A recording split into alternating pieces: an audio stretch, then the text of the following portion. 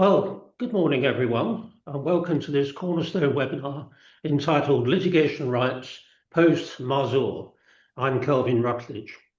Let's begin with an excerpt from the judgment in the Mazur case by the judge, Mr. Justice Sheldon. Next slide, please, Will.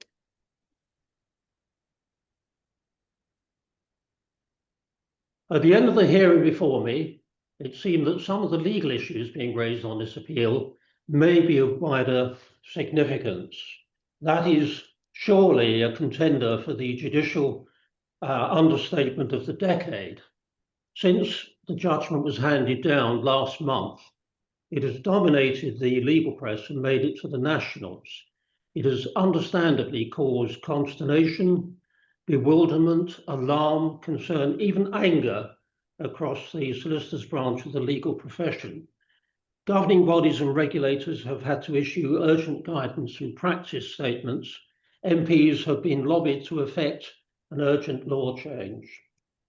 The Mazur judgment challenges the way that many law firms and legal teams work.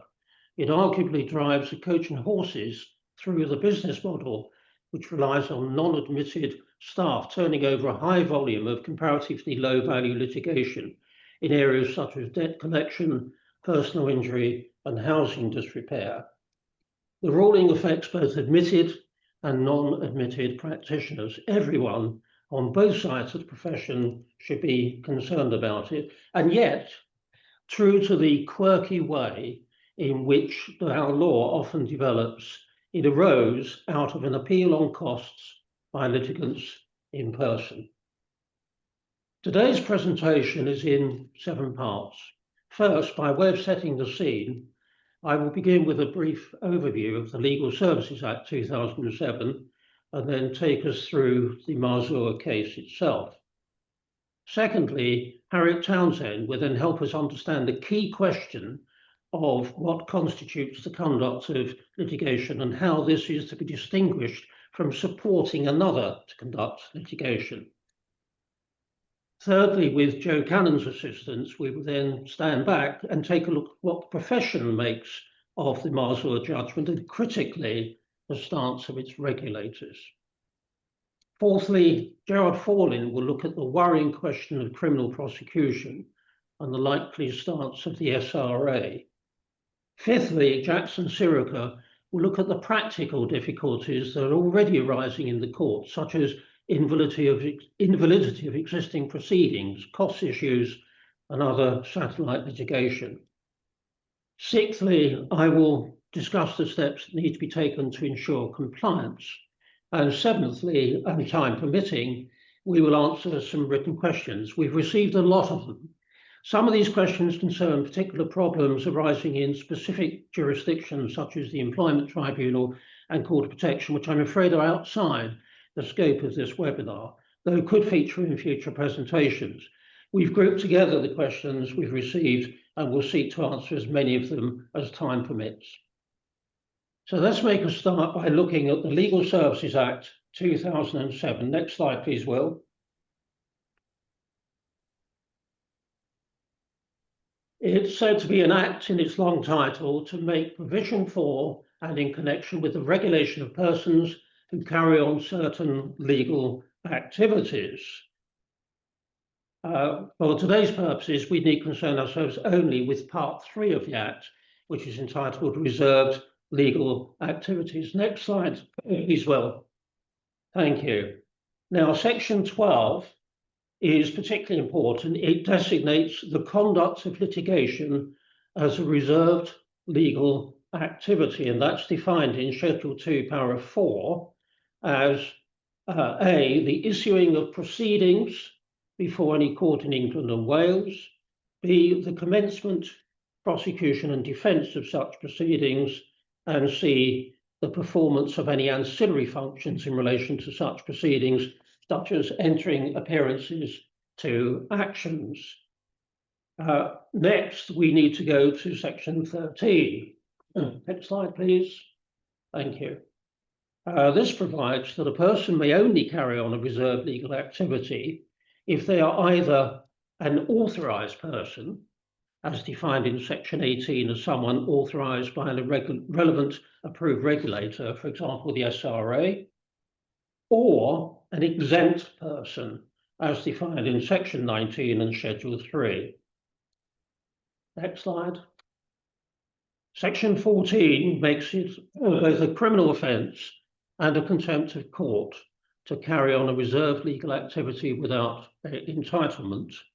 And linked to that, section 16 provides that an employer commits an offence if their employee carries on a reserved legal activity without entitlement, even if the employer themselves are entitled to do so. So there's vicarious criminal liability.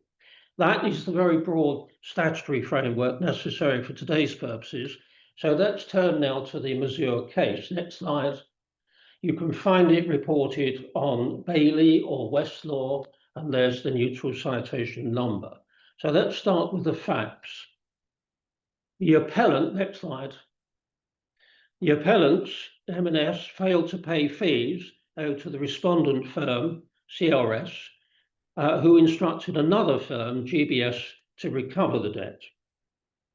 Within GBS, the claim was handled by their head of commercial litigation, who was non-admitted.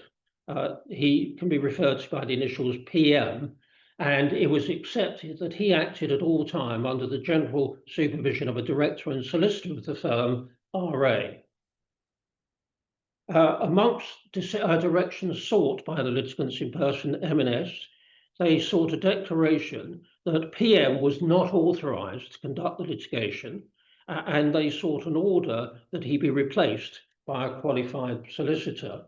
That went before a deputy district judge who, on the court's own motion, stayed the claim and directed that GBS provide an explanation. GBS then applied to lift that stay. In the meantime, they reallocated the case to a qualified solicitor, and they self-reported to the SRA. The SRA decided not to investigate. Next slide, please. Decided not to investigate and confirmed that in a letter of December 2024. The SRA said that GBS's employees are permitted to undertake reserve legal activities due to section 21(3) of the Act. We are satisfied that PM has not conducted reserve legal activity without entitlement to do so. So comforted with that, GBS carried on with their application to lift the stay. Just pausing there, what section 21 subsection 3 of the Act says is it defines regulated persons as including persons who are not authorised to carry on a reserved legal activity, but are employees of a person who is so authorised. So regulation applies not only to, for example, solicitors doing the work, but also the employees of those solicitors. Returning to the case, next slide, please. The circuit judge who heard the application to lift the stay allowed it, lifted the stay, and ordered M&S to pay the solicitor's costs, which he assessed at a sum over £10,000. With that, M&S then appealed to the High Court against that cost order. Now, the principal issue for Mr. Justice Sheldon was, for the purposes of the LSA, the 2007 Act, was PM authorised to conduct the litigation under the supervision of RA? Now, Sheldon Day had to decide that point to consider whether the cost order the judge had made was correct. Consequently, everything that Sheldon J says on the Legal Services Act is part of the ratio of the decision. Now, because of the importance of the case, as noted earlier, the judge invited representations from both the SRA and the Law Society, and both were provided. They coincided, and disavowing the December 2024 letter, the position of the governing body and its regulator was this. Next slide, please. firstly, an unauthorized person supporting an authorized person in the conduct of litigation is permissible. So a non-solicitor supporting a solicitor in the conduct of litigation is permissible. However, an unauthorized person conducting litigation, even under the supervision of an authorized person, is not. So a non-solicitor conducting litigation, even under supervision of a solicitor, is not permissible. Those were the submissions of the governing bodies. So what did Sheldon J decide? Next slide. First, the ratio of the decision you will find at para 63, but the key points are threefold. First, as the conduct of litigation is a reserved legal activity, only persons who are either authorized, section 18, or exempt, section 19, may carry on such activity. That's paragraph 50. Secondly, mere employment by a person who is authorized to conduct litigation is not sufficient for the employee to conduct litigation themselves, even under supervision. That's para 49. And thirdly, that section 21.3 doesn't change the position. All authorized persons are regulated, but not all regulated persons are authorized, and that was paragraph 64. Next slide. So the outcome of the case was that because the judge had made an error of law in his rejection of the appellant's case, the cost order had to be set aside. However, the judge made it clear that it was for the SRA and not the court to decide whether PM was in fact conducting litigation. So that's the Mazur case in a nutshell. And I'm just going to take a moment to look at one key issue that's featured prominently in the questions that we've received, and that is exempt persons, really just to introduce you to the slides so that we needn't come back to them later on, time permitting. But I've mentioned exempt persons. Next slide, please, Will. Thank you. Section 19 and Schedule 3, paragraph 2 gives us three categories of exempt persons. The first is persons who have a case-specific authority to conduct litigation granted by a court. The second is that a person has the right to conduct litigation in relation to those proceedings granted by or under any enactment. And the third is for litigants in person. So I've given on the slides, and I'll just run through these fairly quickly and come back to them if time permits, of some examples. I think the second category there is probably most important for present purposes, and has raised a number of questions about whether a particular enactment does or does not exempt a person from the regulation of the 2007 Act. An example, next slide, please. An example of one that clearly does is well known to local authority practitioners. It's section 223 of the Local Government Act 1972. And it says any member or officer of a local authority is authorized by that authority to prosecute or defend on their behalf or to appear on their behalf proceedings before a magistrate's court shall be entitled to prosecute or defend or to appear in any such proceedings and to conduct any such proceedings. So that's a clear statutory exception. That isn't affected by the Mazur judgment. That still remains the law. Next slide. But if we contrast that with section 60 of the County Courts Act 1984, this rights of audience, it says where an action is brought into county court by a local authority for either or both of the following, recovery of possession of a house or the recovery of rent, then except where rules of court provide otherwise, any officer of the authority authorized by the authority for any purpose may address the court. Now that clearly gives an officer a right of audience before the court, but it falls short of saying that that officer can conduct litigation, although that is now an open question. The next slide sets out section 60, capital A, which has yet to be brought into force. And this one, if you look at little b, this is an example of rights of audience given to employees of housing management bodies, which clearly provides a right to conduct litigation. And I think it's significant that this amendment came out of the 2007 Act, but as I say, it's yet to be brought into force. Next slide. Next slide, please. Thanks. I've given you also an example of the Health and Safety of Work Act 1974, which is one which again authorizes representation before a court, but stops short of providing authorization to conduct litigation. And then my final slide deals with what I've called the CPR argument. Next slide. Thank you. Which I'll come back to. Some delegates may be familiar that it's being argued that because CPR 2.31 includes within the definition of legal representative a solicitor's employee, then that overrides the 2007 Act, because of the CPR, of course, is underpinned by the itself by the Civil Procedure Act 1997. We'll come back at the time permitting.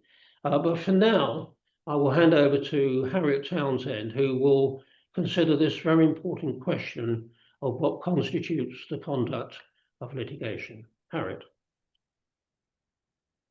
Thank you very much, Kelvin, and good morning, everyone. First slide, please. Thank you. Now, we know that reserved legal activities, as referred to at Section 12 of the Legal Services Act, can only be carried out by those who are exempt or who are authorized to do so, and this includes the conduct of litigation. And we know where to find the definition. I've put it on the slide. It's worth just bearing in mind when reading the older case law that the underlined text at B on the slide was introduced in 2007 following the Court of Appeal's criticism of the earlier 1990 definition in the well-known case brought by Andre Agassi against the Inspector of Taxes. Agassi against Robinson continues to be cited and even followed when considering the meaning of ancillary functions, which remain in subparagraph C in the schedule. And so on that, I do recommend that you look at paragraph 56 of Lord Justice Dyson's judgment. And before going on through my slides, I'm going to read a short extract of that paragraph. The Lord Justice said this: "It must have been intended that the ancillary functions would be formal steps required in the conduct of litigation. These would include drawing or preparing instruments within the meaning of Section 22 of the 1974 Act, and other formal steps. It is not necessary for the purposes of this case to decide the precise parameters of the definition of the right to conduct litigation, and it is unfortunate that this important definition is so unclear. But because there are potential penal implications, its very obscurity means that the words should be construed narrowly." I'm going to look at the way these words have been construed in the case law. Next slide, please, Will. And I've chosen 4 cases, 3 on this slide, but 4 in total, that I consider the most useful for those who are seeking to understand the parameters of this phrase, the conduct of litigation. I introduce them not in order of importance, but in chronological order, and I start with the case of O'Connor against the Bar Standards Board. As it turns out, this case is, in fact, of only limited assistance in determining what is or is not the conduct of litigation, but it does illustrate the wide variety of contexts in which the point comes up. A barrister had been found by the Bar Standards Board to have conducted litigation in a public access case in which she signed the statement of truth and sent a copy of pleadings to the other side. This was her appeal to the High Court. The High Court was construing, remember, the earlier definition of the conduct of litigation in the Courts and Legal Services Act 1990, and the Bar Standards Board guidance, which, said the Court at paragraph 22, had not caught up with the Agassi judgment and its guidance on ancillary functions, and was, plain speaking, wrong, paragraph 33. But strictly, the court only had to decide whether it had been proved to a criminal standard that the barrister had conducted litigation, and the court was clear that the Bar Standard Board had not discharged that burden of proof. I move to Heron Brothers against Central Bedfordshire, a 2015 High Court case. The defendant local authority had sought to strike Heron Brothers' claim out, and that application had been dismissed. This judgment considers the significance of alleged irregularities in the conduct of litigation by the claimant, and specifically the use of an agent that was not authorized to conduct litigation. The agent had issued and had served the claim. Where the judgment is helpful for those seeking to identify where the line falls between conducting litigation and other acts related to the conduct of litigation is in the dictum copied to the slide. The court held, and I'll read it out. In the light of these observations, I see no reason to construe the definition of the conduct of litigation as extending to any activities that take place prior to the issue of proceedings and which do not involve any contact with the court. For example, advising on the merits of starting proceedings or drafting particulars of claim. With that in mind, we move to Indoli Assets, which is, in my view, the most helpful of the cases that I refer to. It's a Court of Appeal judgment of a strong court led by Lord Justice Davis and decided in 2018, so not that long ago, all things considered. The two clear findings of most significance to my part of this webinar, what is the conduct of litigation, are set out on the slide with the relevant paragraph numbers of the judgment itself. First, the court held that formal service of a claim form is conducting litigation. That's paragraph 65. But second, and importantly for present purposes, the court continued by considering the implications of that position for example, the process server or postal employee, holding that, and I paraphrase here, it is not necessary to find that everyone involved in performing that service function, which is conducting litigation, it's not necessary to find that everyone involved in performing that function is themselves conducting the litigation. Paragraph 67. And if we can turn to the next slide, please. The court was very clear that in cases of this kind, substance has to prevail over form. And the court's analysis says, continues, and I've quoted it on the slide. I'm going to read from part of it. That distinguishes between those who merely perform an administrative or mechanical function in connection with service of documents and those who undertake or who have assumed legal responsibility with regard to service as prescribed by the rules. This, in fact, I consider, accords with the acceptance by the court in Agassi, in paragraph 43 of the judgment, that the statutory prohibition does not extend to what might be termed purely clerical or mechanical activities. Thus, the solution is to be found not so much in focusing on the issue of agency or sub-agency, but in focusing on the actual role of and the actual activity undertaken by the person in question. That is why process servers and the like are not within the statutory prohibition. They are simply engaged in the mechanical activity of actually delivering the claim form. Delivery for these purposes is not to be equated with service of a claim form as prescribed by the rules. So sorry. The court also canvassed, I hope I have time just to cover this point, an interesting point if you find yourself assisting a litigant in person. Note the claimant had no solicitors on the record, so could conduct litigation itself, but its claims handler could not. It's interesting to note that the claimant had only one shareholder, and it was he who conducted the litigation on behalf of the company. And the Court of Appeal said that was clear that he could do so in that particular case, but there would be some complexity if a company with a more complex personnel arrangement had acted through a single director or employee. If that rings any bells for you, do look at paragraphs 44 to 45 of this judgment. Finally, just to mention, it was held that the claims handler in that case had conducted litigation without authorization. Jackson Sirica, later in this webinar, will be addressing the consequences of the court's findings on the litigation itself, a very important case for present purposes. I move on to Baxter and Doble, also on this slide.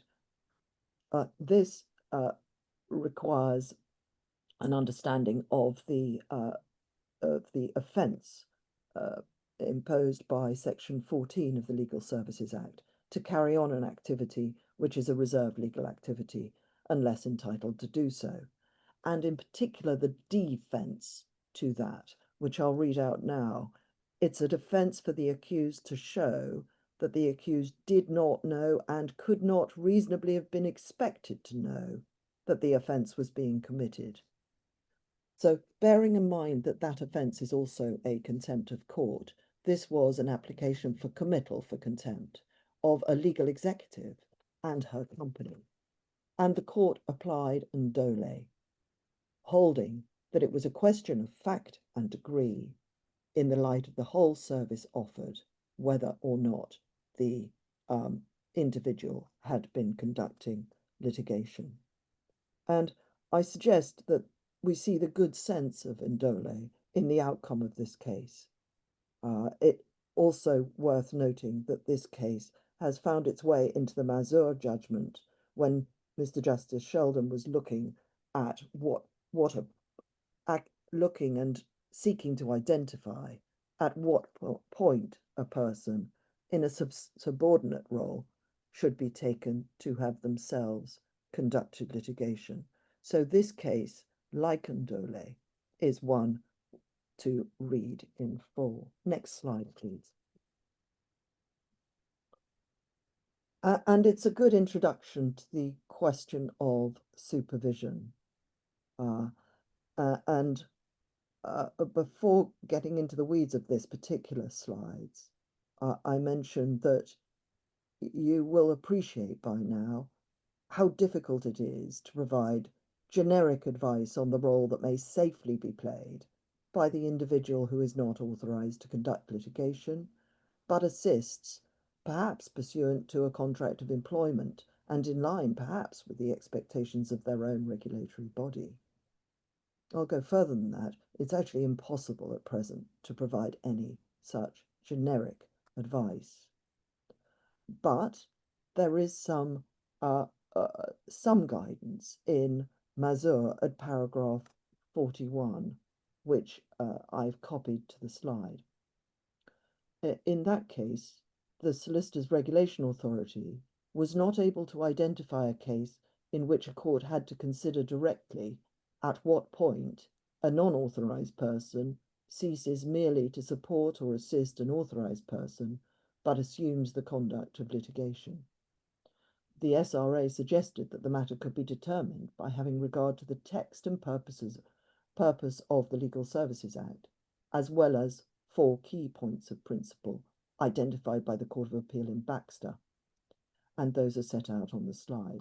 The starting point, number 1, being the statutory language.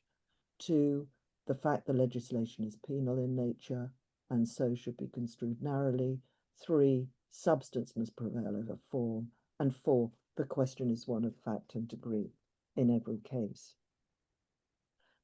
As the references show, Mr. Justice, in the slide, Mr. Justice Sheldon deferred, as he should have done in the circumstances, to the SRA on the question whether the individual in question, PM, as Kelvin referred to him as, had gone beyond merely supporting or assisting an authorised person. And on the next slide, I will set out 6 key points which I hope will help you in any review of existing arrangements. Next slide, please, Will. The first of these is that the prohibition is the same for all of us who are not authorised to conduct litigation. The guidance published by the SRA or the Legal Services Board or the Bar Standards Board cannot be decisive as to the meaning of the statutory provisions, but might help to justify an individual defendant facing sanctions, such as happened in Baxter. Second, since the provision carries a penal sanction, it should be interpreted narrowly. That is to say, it should be confined to that which is clearly within it. Thirdly, the guidance given by Lord Justice Dyson in Agassi on the term ancillary continues to be cited with approval. Fourth, unless authorised or exempt under the Act, a person is not permitted to conduct litigation. It's the individual or organisation which conducts the litigation who or which is at risk of the sanctions under the 2007 Act. Breach does not nullify the proceedings themselves, and Dole will be spoken to by Jackson in due course. Fifth, the question whether a person has conducted litigation can only be decided on a case-by-case basis and in the light of a full understanding of the service they provided overall. And finally, in relation to actions undertaken under supervision, in cases of doubt, obtaining case-specific and perhaps service-specific legal advice is likely to be essential. And with that, I complete my section of this webinar and hand you back to Kelvin. Thank you very much. Thank you very much indeed, Harriet. Those cases you referred to clearly form part of the essential Post-Mazur toolkit. What does the profession make of the Mazur judgment, and what do his regulators say about it? For these questions, I will hand over now to Joe Cannon. Joe. Thanks, Kelvin. Hello, everyone. So the next little bit is a sort of whistle-stop tour of what the regulators and the profession have said and the bodies that represent them in the immediate aftermath of Mazur. So we'll start with the regulator of the regulators, the Legal Services Board, and we can move on one more slide. So this is the body that regulates the SRA, the Silex regulator, the Bar Standards Board, etc. And they put out a statement, which is on their website. You can see what it says here. The key points from that second paragraph, the need for clear and accurate information. The fact that there are nearly 1,000 of you on this webinar suggests that that's true.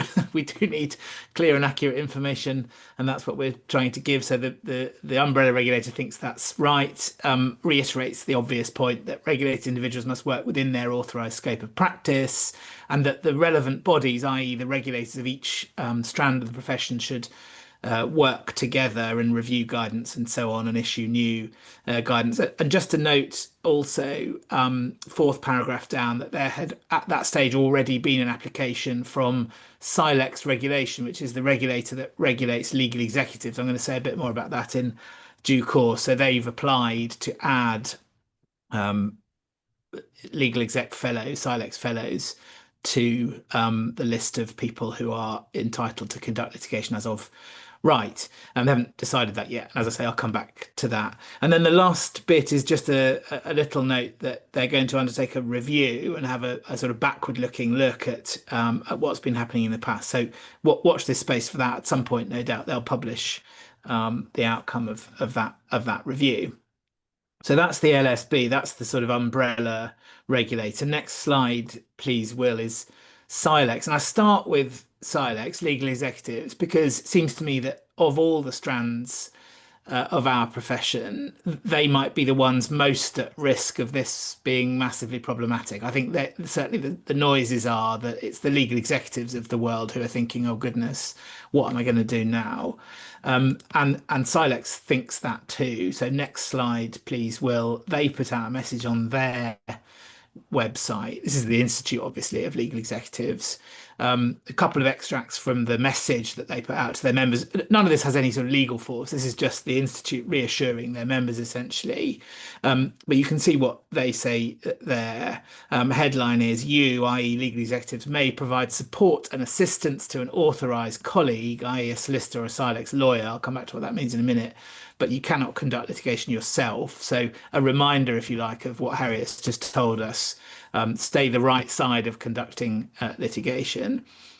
And then just to make it absolutely clear, Silex members who work in litigation and don't have practice rights are not authorised to conduct litigation. You must ensure your contribution remains strictly in assisting. So again, what Harriet was talking about a moment ago, that line between assisting and in fact crossing over into conducting is going to be super important in this case. Just to put some meat on those bones for those that don't know about legal executives, there is a modern branch of legal executives called a Silex lawyer. You can see that in the first box on that.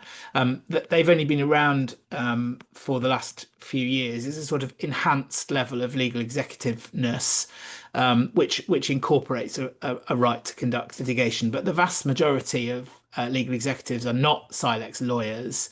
They're just called fellows or legal executives, and they don't have the right to conduct litigation. So Silex are saying to their members, be really careful about that line. Next slide, Will, please. So legal executives are regulated by Silex Regulation Limited, which is the regulator. And they have issued, again, on their website, the link is there, some interim guidance on this exact point, on the boundary line between conducting litigation and assisting those who do, and supervision and so on. Just a few points. I mean, the best thing to do if you're concerned about this is to go and have a look at that guidance. It's not particularly long. A couple of key points. They say this, i.e. the Mazur ruling, does not mean that an employee or member of a firm must restrict their activity to mechanical or administrative tasks. There will be many day-to-day actions which may be delegated by the authorised person responsible for conducting the litigation. So an encouragement there to do more than just the mechanical stuff, the photocopying, if you like. But again, just watch out, because as Harriet explained, it's not always clear where that line is. The guidance also says that Silex members, i.e. those without rights of audience and rights to conduct litigation, can rely on applicable tribunal rules, many of which permit a party to appoint a representative who's not an authorised person under the LSA. If so, you don't need authorisation. Now, that's that point about being an exempt person. Kelvin at the start took you through to Schedule 3. You're exempt if an enactment makes you exempt, and there are various examples of that, for example, in the Employment Tribunal and EAT, although you have to be careful about the scope of the exemption, the difference, for example, between Section 60 in respect of county courts, which is about appearing and making submissions, and Section 223 of the Local Government Act, which is about conducting litigation in the magistrates' court. So always be careful about what exactly the enactment authorises in order to fall within the exemption. But the Silex regulation are recommending that their members should check that. Next slide, please, Will. This was in the Law Gazette, so not long after the Mazur came out. This is on the 8th of October. So a press story, really. But this is how concerned legal executives seem to be. The newly formed Silex support group, already 1,300 members strong, have written to the LSB, subject of my first slides, and reports, just to make good what I said earlier, that firms have culled staff. I think that means got rid of them rather than actually culled them, who are no longer considered able to conduct litigation following Mazur. And then a slightly provocative statement that's suggesting that Silex had regularly given its members false assurances that they could work under supervision. So there's an issue here, which I think is going to be touched on later in the webinar, which is about what regulators have said to their members in the past and what that might mean in terms of the position now. Just another point about legal executives is that you can, if there's any of you on the call, achieve Silex lawyer status now by passing a course and an exam. But that is obviously costly, takes time, and won't be open to of legal executives. So that is a route out. Silex support group issued a statement urging the LSB to exercise its powers under Schedule 3 of the LSA to add legacy fellows, i.e. Silex fellows who aren't Silex lawyers, to the list of exempt persons. And they said these practitioners have for decades delivered vital legal services under robust and lawful supervision frameworks. Their sudden exclusion is arbitrary, harmful, and inconsistent with the regulatory fairness the LSB is charged with upholding. So just a sense of the upset and worry there amongst legal executives. Next slide, please. And this is just about what the regulator is doing about it in the world of legal executives. Silex regulation, so the regulator, this is on their website, have had a meeting a couple of weeks ago, and they have said that they won't take retrospective enforcement action within their powers against Silex members who had operated in the pre-Mazur comfort that they could do whatever it was that they were doing. They're not required to self-report. Now, of course, that doesn't say anything about the threat of prosecution. Of course, the sting of Mazur is that this is a criminal offence to conduct litigation without authority. But this is about whether you will come up in front of your regulator as having acted improperly. And of course, as we've noted already, Silex regulation, the regulator have applied to the LSB in exactly the way called for by the support group to allow Silex fellows, i.e. pre-Silex lawyer qualification fellows, to have standalone litigation practice rights. Again, watch this space. Silex are busy trying to sort this out. Next slide, please. Solicitors. As you know, the Law Society speaks for them, for you. Next slide, Will. This is taken from their website. And there's a sort of nothing to see here air here. We're aware that Mazur has created uncertainty, doesn't change the statutory requirements, but we hope this practice note, and they've published a practice note, will provide greater clarity to our members. And then a competitor, but not likely to outdo the judge for understatement of the year, there remain grey areas where further guidance from regulators and others is required. Well, so they've published a guidance note. If you go to the next slide, Will, the link is there. We're told it's a 14-minute read. Websites tell you that now, don't they?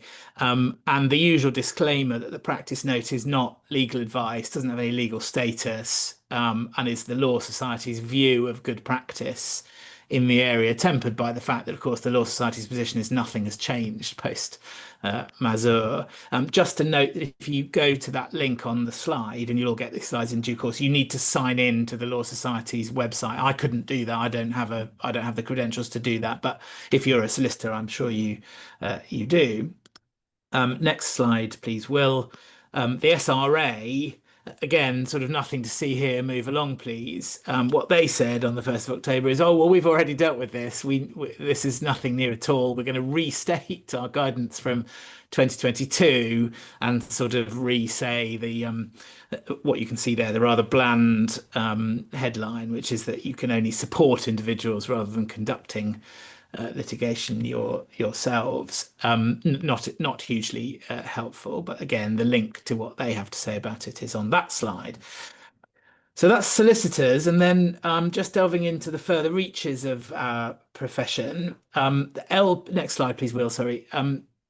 LPC Law, who are that organisation that, apart from other things, send young lawyers not yet qualified as solicitors or barristers into county court and other, usually mortgage possession hearings, to do the advocacy, that kind of stuff. In fact, lots of us at the bar did a stint over the summer before we started pupillage of working for LPC Law. Now, what they've said, and those that they send us there as solicitors agents, that's the sort of portmanteau term that they use to attend hearings. And what they say this is taken from their website. They've had some queries about whether that can continue, which is attending hearing in chambers in the county court. They say Mazur doesn't change that. The role of advocates is limited to assisting in the conduct of litigation. And while rights of audience is reserved legal activity, LPC advocates, the solicitors agents who turn up, are recognised as being entitled to do so.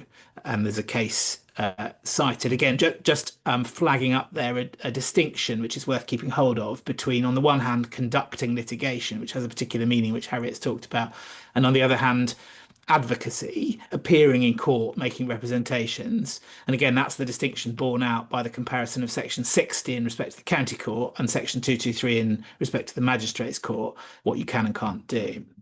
So that's LPC. And then the furthest and most obscure reach of our profession, the bar. Here we are. Our next slide, please, Will. The bar takes a sort of typically rather high-minded, yes, we're aware of this, but nothing to see here. Our view of the judgment doesn't change the law in the area. Barristers just carry on doing what you do. There's some advice, and they're considering whether any further advice or guidance would be helpful. Just a point that I think Jackson might cover in due course is the extent to which barristers, and I'm sure there are some barristers on the call, might be required to report or even self-report where there's been a breach of the requirement not to conduct litigation without authority. Of course, barristers are not generally permitted to conduct litigation unless through the direct access provisions, we achieve the ability to do that. Most of us don't have that right. So the question is whether we then have to report others, whether it be clients or colleagues or opponents who are doing that in the light of Mazur. So last slide from me. Next slide, please, Will. Just a kind of summary of what we've been saying. Can we move a slide on, Will? Are you still there? Perhaps here we are. Key points, really just drawing together what I said. Most of the regulators, with the exception of Silex, and perfectly obvious why that is, are saying that there's nothing new here while also acknowledging concern. Some of them have published guidance practice notes. Some of them have just republished old guidance practice notes. The strong emphasis, and this backs up what Harriet was saying really and is sensible, is on taking a case-by-case basis to matters that arise. What is conducting litigation will be hugely sensitive to what's actually been done in the particular case. And there is obviously widespread concern about unlawful activity prior to the Mazur ruling and whether that will be pursued, whether by prosecution or by regulatory action from the regulators. Kelvin, back to you. Thank you very much indeed, Joe. Well, as already noted, Section 14 of the 2007 Act makes it a criminal offence to carry out a reserved legal activity without either authorisation or exemption. Will there be prosecutions arising out of this? And if so, what steps can be taken to defend them or even prevent them from occurring? For these questions, I will now hand over to Gerard Forlin. Thanks so much, Kelvin, and hello to everybody on. And I've just been told there's 900 and odd, and it's obviously of huge concern. And I'm going to try my best to just look at the last point Joe made. Now, could you turn the slide, please, Will? All I've done here is it's a takeaway for everybody to look later at it because other people have touched on it. It's just an extract. Next slide, please. Again, ditto 14. I'm going to have 15 and 16 coming up now. I just want to deal with the sting in the tail here, and then I'm going to try my best to unravel it. In terms of 14 or 16, which are reverse onerous presumptions, Kelvin in his excellent introduction also mentioned the Health and Safety at Work Act. And some of these proceedings, like in 14 and 16, which I'll look at in a moment, is not actually that rare. 36 of the Health and Safety at Work Act has the same sort of provision. The Bribery Act has the same sort of provision. So this is not new territoire for the criminal lawyers on this webinar. Could you, the offences in relation to 14 and 16, and can you just flip over, Will, please, to the next slide? I've just set it out again as a takeaway. 16, please. Next slide, Will. Right. So the sting in the tail of 14 and 16 is something, I just have to get it out there, guys. How realistic this is. I'm going to look at it in a moment with you. I'm not a prophet, but I'm going to try and unpick it. On indictment, 14 and 16 carry 2 years imprisonment and or fines. The interesting thing about this is both 14 and 16 have an extra layer, because they also say anyone who is actually guilty, pleaded or found by a jury, and I'll come to that, is also, quote, guilty of contempt of the court and may be punished accordingly. So that means that a judge on plea or conviction would have to look at contempt provisions in addition to the statutory provisions. And contempt of court could bring, I doubt it, but it may bring consecutive sentencing rather than concurrent. But that's, I'm afraid, a crystal ball moment. The next thing, next slide, please, Will. Yeah, I've added section 13 of the Act, but I didn't want to overcook the slides. The Mazur judgment, Kelvin has eloquently already described it. I would just pray in aid to particular, in relation to what I'm speaking on, extracts of that judgment. Paragraph 62, the judge says an employer, even if authorized to carry out a reserved legal activity, can commit offence if one of their employees carries on a reserved legal activity without being entitled. And the second strand of section 64, basically, as Kelvin said, the SRA and the Law Society were privy to submissions. They contend that activities falling within A are permitted, that's supporting an authorized solicitor, and B are prohibited, and that is conducting litigation under the supervision of an authorized solicitor. I agree with this analysis, and both entities have been given, and I have summarized the paragraph 24, just for a takeaway. The next thing that has been mentioned by Joe and others is the practical guidance. Now, Joe's done an excellent canter through that. All I would say, and I've actually got, because a very kind solicitor in Chambers got me the full login, and I've looked at it. And this is the Law Society guidance of the 22nd of October. And for the criminal lawyers on the call, because I've had a look at you, and we don't want to make sure that you feel neglected. In this guidance, quite helpful, they say how this might all work in a civil case at paragraph 5.1, but also in relation to criminal work, where this is actually incredibly important and prevalent, where so much of the work is done by non-solicitors and barristers.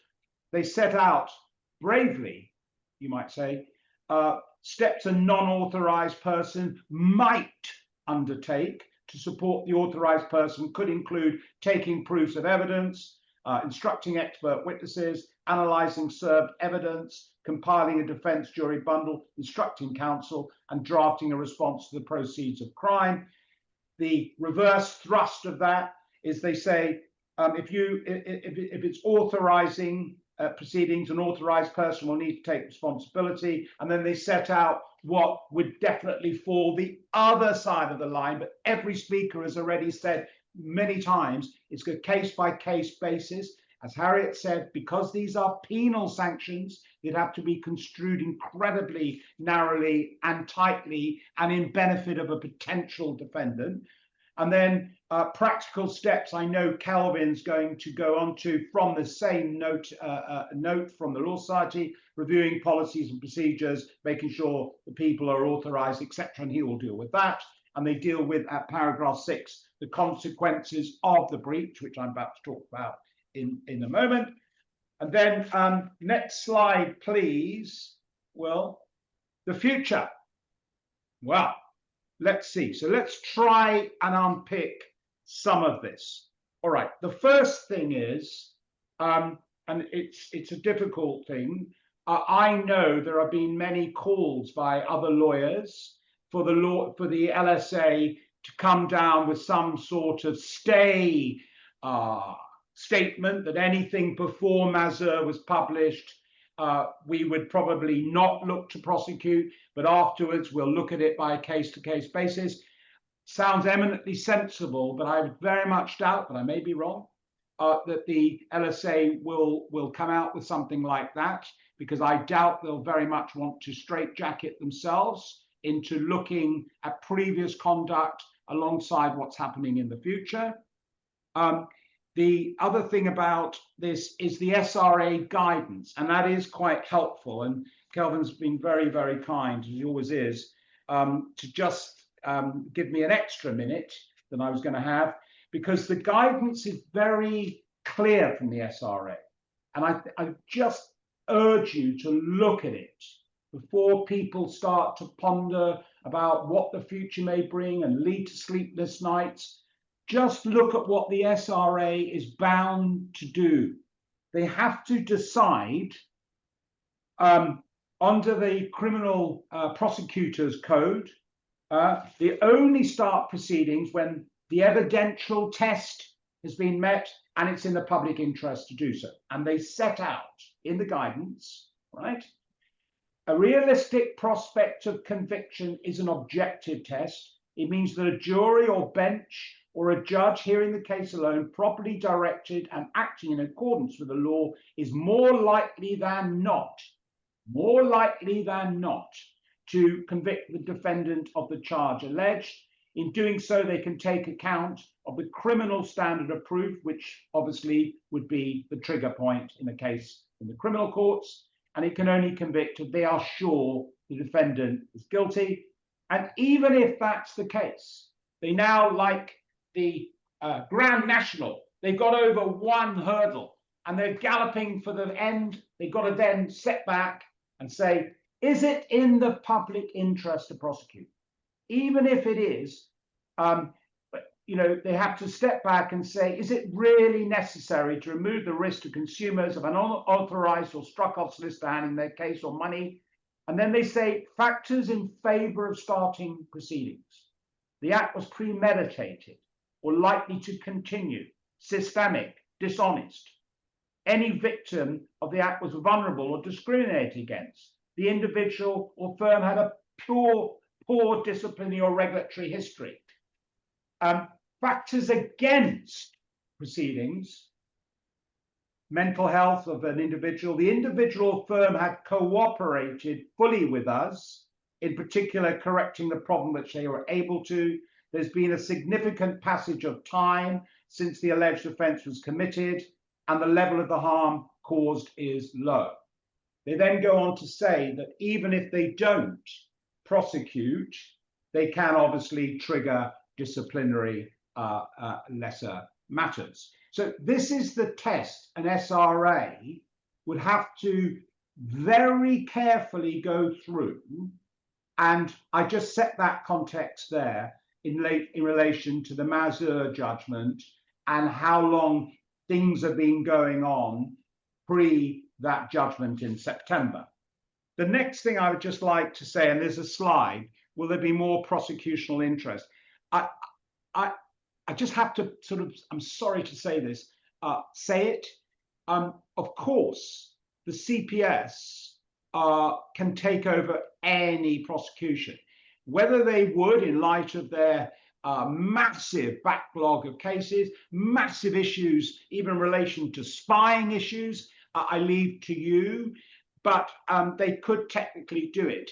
I don't know, and I can't be sure, and I'm not giving legal advice here, but I think they would only get involved if there was a bigger issue at stake in relation to a firm and potential alleged criminal activity inside a firm or other institution, whereby they may then take over the whole thing, which they do in many other regulatory kinds of cases, all right?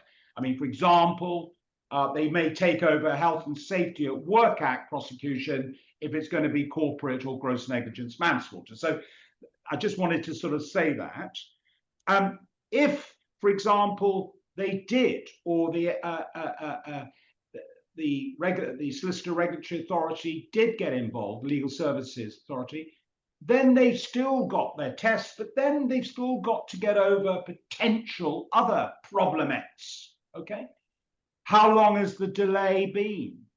What, if any, letters of comfort have been given to individuals or firms by them in the pews? Could there be abuse of process arguments, either in the magistrates' courts and or in the Crown Court? and then finally, I just wanted to say there's been some even more recent guidance by the Law Society, which sort of, by the way, it's the 17th of October. I don't know if somebody else has referred to it. If they have, I really apologize to them and to the viewers. But it's very interesting that they talked about all the things that we've been talking about. And then they said this: tasks can be delegated as long as there's an authorized person responsible. The work is actively supervised and with wider regulatory obligations. Mark Evans concluded, acting without authorization is a breach of a solicitor's regulatory obligation and may result in disciplinary actions. The Law Society has been made aware that some firms are actively making applications to the court based on an allegation that the other side has acted in breach of the Legal Service Act, post-Mazur, but the conduct was done pre-Mazur. And he says this: previous case law has made clear that generally the penalty for any breach should be through disciplinary proceedings and should not have any impact on the case before the court. So I thought that was quite interesting, and may I say, quite brave. So I'm just in a canter through. I'm sure I've overrun. I apologize if I have. What's the situation going to be? I don't know, but I think there are many other fish to fry. I personally think that the SRA may only look at this, maybe I'm wrong, I don't know, I'm not giving legal advice, if there has been previous history with that individual or firm or both. Whether they will go for everybody now post-Mazur, well, I don't know for sure, and I can't be sure, but good luck, because there's going to be so many cases. So I think the call for some sort of guidance now, to have some sort of strap line or stay, would be very useful, but I personally don't think it's going to come from the SRA. But Kelvin, I don't know if there's any other issues that I can do in the time. I tried to cover the crystal ball, and I wish everyone out there all the best. Thank you very much. Thank you very much indeed for that, Jerry. Your minute is like a Northern Line minute, if I may say so. What? Sorry? Surely the Mazur ruling will generate a massive satellite litigation as parties seek to unravel proceedings and bring appeals out of time, try to upset orders or challenge cost entitlement. But will that in fact be the case? And to help us on these difficult questions, I now hand over to Jackson Sirica. Jackson. Thank you very much, Kelvin, and thank you all so much for joining us.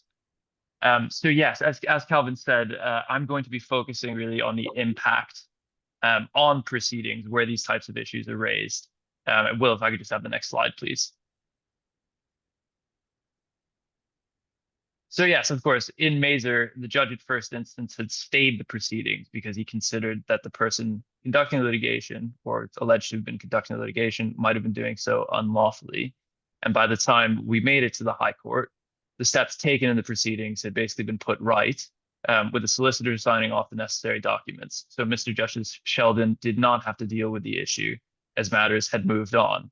But what is the position where the court does need to decide the validity of steps taken by, for example, a paralegal when the issue is raised for the first time on the day of trial? So this is now happening pretty regularly.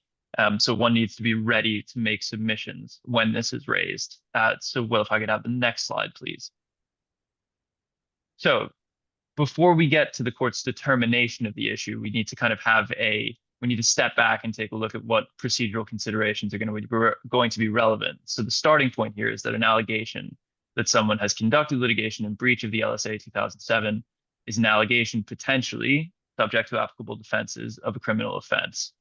And in most cases, the target of that allegation, so that's the person conducting litigation, will not be a party to the proceedings in their own right. So for example, a paralegal working for a law firm is not going to be a party to the case. It's going to be the client that the law firm is acting for, and of course, the opponents.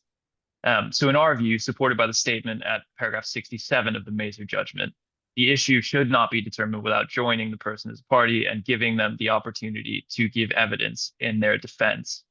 And of course, if the issue is raised, the statutory defense in section 14, subsection 2, that the accused did not know and could not reasonably have been expected to know that the offense was being committed may be relevant depending on the facts.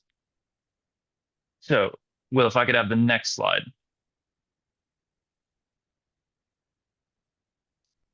But the question is, does it make a difference to the litigation issue? And I'd rather hoped to be the one to break this to you, to break this single point of clarity. But I think it's been yes, it's been somewhat spoiled by the previous presentations. But of course, I make no criticism of of my other panelists. So the relevant authority is Endole Assets. So in that case, it was alleged, as Harriet helpfully took us to, it was alleged that service of the claim form, among other actions, constituted the conduct of litigation. The Court of Appeal accepted that point. However, having accepted it, the question was whether the proceedings were invalid for that reason. So Endole supports the proposition that steps taken in litigation, which amount to the unlawful conduct of litigation, are not for that reason invalid, or to put it another way, a nullity. So Will, if I could have the next slide. So these are the paragraphs from Endole. Don't have time to consider them in detail, but effectively the point is wherever you get this type of argument in terms of what is the breach, what is the intended consequence of the breach of a particular piece of legislation, that's to be determined in the normal way in terms of interpreting the intention of Parliament when it passed the act. So the Court of Appeal's judgment at paragraph 76 is quite clear. In my view, nullity is not to be taken as the statutorily intended consequence. There's no reason why so draconian a consequence should be intended to be visited on the client or principal who ordinarily will have been entirely ignorant of the point. And I think we can all see the good sense in that outcome. So Will, if I can have the next slide. So I am conscious of time. I'm going to breeze through this relatively quickly. So cost, of course, another very important consequence of the Mazur judgment. So for today's purposes, we're just simply going to draw attention to a significant authority in this area, which we've already discussed in Harriet's topic. So in Agassi, of course, the well-known tennis player Andre Agassi challenged findings in relation to his liability for income tax. He succeeded on appeal, but in the course of the litigation, he had used specialist tax advisors, not solicitors, who had instructed counsel by way of the licensed access scheme, which at that time was really in its infancy. The HMRC challenged Mr. Agassi's entitlement to recover the costs that he had spent on those tax advisors. Now, the Court of Appeal recorded at paragraph 20 of its judgment that it was common ground between the parties that recoverable costs could not include costs of activities which were themselves unlawful, and that is going to have to be dealt with potentially by an appellate court later on to get some further guidance as to how this is going to come up and how this is going to be addressed in what one can presume are going to be quite a lot of instances of this. There's already been some kind of extrajudicial commentary that I've been reading on the internet about how this is coming up in practice in the county courts. I don't think there's another slide, so I'm very grateful to you all, and I'm going to pass back to Kelvin. Thanks. Thank you very much indeed, Jackson. And so I come to the final part of our presentation of ensuring compliance. Next slide, please, Will. Thank you. Now, it may be that in due course, the Court of Appeal will look at this matter and consider whether Mr. Justice Sheldon's judgment was correct, if not in the Mazur case itself, in some other case. Equally, it may be that Parliament will want to revisit the 2007 Act, or that the SRA will change its rules. All these things are possible, but none is assured. And so the only approach that anyone affected by this judgment can take is to ensure that they, their firm or law team, are compliant with it. And I would suggest that compliance consists of the following 7 steps. Firstly, review. I think it's important for anyone affected or potentially affected by this judgment to conduct an internal audit of all current litigation involving non-authorised employees, whether they're chartered legal executives without litigation rights, trainees, solicitors, paralegals, pupil barristers, and so on. Carry out a review of all those cases and consider, bearing in mind Harriet's excellent guidance, whether what they are doing on the case constitutes the conduct of litigation. And this is a theme I'm going to repeat throughout, on the side of caution. So if there's any doubt as to whether what they're doing constitutes conducting litigation, put that file aside for further action, as I'll explain in a moment. So pertinent questions here are who's giving advice to the client? Who's deciding on the approach, whether to go for cause of action A or B or both A and B, whether to apply for summary judgment, whether to seek this particular type of direction or another? And who's the client mainly dealing with, the first point of contact? Consider then whether the work that they're doing falls within one of the admittedly limited statutory exceptions such that they are exempt. Assuming that on a review of the case, the decision is that the non-authorised person is conducting litigation and it's not an exempt case, then that file needs to be marked for urgent action. That's the first point, review. The second stage is to reallocate, arrange for those cases to be allocated to an authorised person, as GBS did in the Mazur case itself.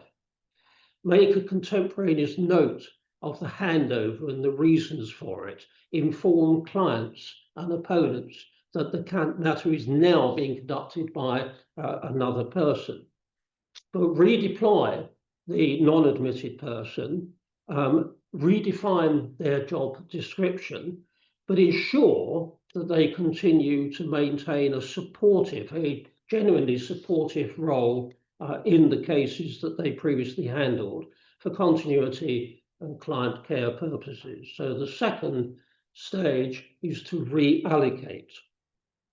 The third stage is to see what, if any, steps need to be taken on existing cases to remedy the problem. With Jackson's help, you can look to see whether it's necessary for an admitted person to sign off the claim form or the particulars of claim, or indeed to apply for permission to amend. So take such steps as are possible to remedy the fact that the litigation was conducted up to that point by a non-authorised person. That's the third stage. The fourth stage is about education. Train others and train yourself on Mazur, and importantly, where this critical boundary lies between the conduct of litigation and support. And as I say, redefine job descriptions if necessary, and keep a keen eye, bearing in mind what Joe Cannon said, on the ongoing advice and practice statements handed out by the governing bodies and regulatory authorities. So education is key to this. That's the fourth stage. And fifthly, supervise. If you are a large enough firm, you can appoint, if you don't have one, a person to oversee provisions or compliance with the 2007 Act. Ensure that all non-authorised persons are indeed confining themselves to support and make adjustments as necessary. So supervision is the fifth stage. The sixth stage is report. You have to consider the insurance position. You may need to notify insurers of the situation, but importantly, you've got to consider your position with regard to the SRA, including self-report. And again, on the side of caution, I imagine the SRA is going to be swamped with reports, but that's not a reason for not doing it. And finally, of course, the second stage is record everything. May you keep a clear, comprehensive, contemporaneous and accurate record of the actions you've taken. Assume and prepare for the worst, action by the SRA, or even worse than that. So those I would suggest, which are broadly reflected in the Law Society's practice note, but go beyond that, in my view, are the way to deal with this matter, unless and until there is a law change. Right, well, that completes the formal side part of the presentation today. I just checked the time, it's 16 minutes past. We've had, as I said earlier, a number of questions. What we've tried to do is to put these into groups so that we can deal with them more efficiently in that way. If I can kick off, as I indicated earlier, we've had a number of questions about the exemptions under Section 19. Certain activities are exempt from the regulation of the 2007 Act. And you've already been shown some slides as to examples of that. We looked at the Work and Safety, Health and Safety at Work Act, for example, the County Courts Act and the Local Government Act 1972. And I think what we draw from these is that some statutory provisions give a right of audience to, for example, housing officers before certain courts, but they stop short of conferring litigation rights, whereas other provisions, for example, Section 60A, capital A, of the County Courts Act specifically refers to litigation rights. Again, err on the side of caution. Don't assume that because there's a right to appear in a particular court, that gives rights for the purposes of the 2007 Act to conduct all the litigation. I just want to complete the point about the CPR, because I know this is an argument that's doing the rounds. What's being said is that because the civil procedure rules, in particular Rule 2.31, describes or includes within the definition of legal representative a solicitor's employee, that means everything that's done under the umbrella of the CPR can be done lawfully by a solicitor's employee, and that is the product of an enactment, namely the Civil Procedure Act 1997. I'm sceptical, I confess, as to whether that argument would find merit with a court for these reasons. I think in particular, firstly, it's of course a general tenet of statutory interpretation that a specific legislative provision, such as that we find in the 2007 Act, overrides a general provision, such as that we find in the CPR. And secondly, since the 2007 Act was the later enactment, then insofar as there is any tension between the two, it probably impliedly repeals the former. So it's an open question. It may well be tested before a court. At the moment, I think I'm skeptical as to whether, and I think I would be reluctant to advise any client to say that they can simply ignore Mazur on the basis that everything they do is caught within the CPR rules, even though, as we've already seen, that a solicitor's employee may lawfully sign a statement of truth. So that was the first group of questions. I'm now going to hand over to my colleagues to deal with some others, time permitting. We have 10 minutes. Harriet, I think you had your hand up. Thank you very much, Kelvin. Well, looking through the questions that we received, there was one that really jumped out to me as falling fair and square in what I sought to do with my entire session. And that was the question, how to delineate supervision versus conduct of litigation. I'm afraid I'm not going to attempt it again in a short Q&A session. That is, as it were, the $1 million question.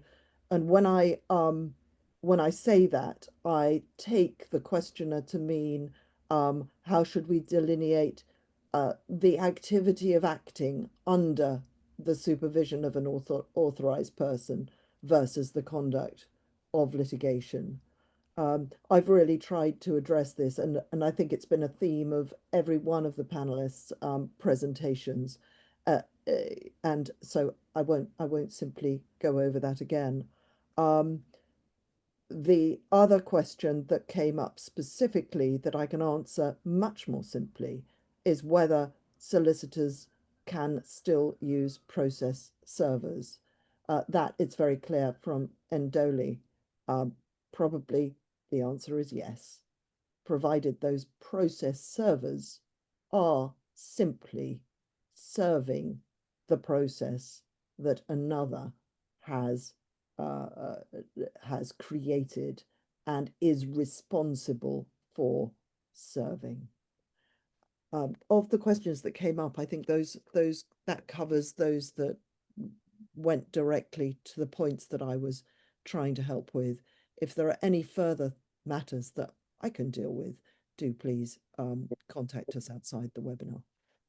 Thank you very much, Harriet. Now, we've still got a few moments left. So does anybody else want to address any of the questions we've received? Kelvin, shall I just say something? Just obviously a lot of interest in Section 223, Section 60, those kind of exempt authorizations under an enactment. And I just wanted to say something about 223, which is obviously going to help local authorities a lot here, but only in very particular circumstances.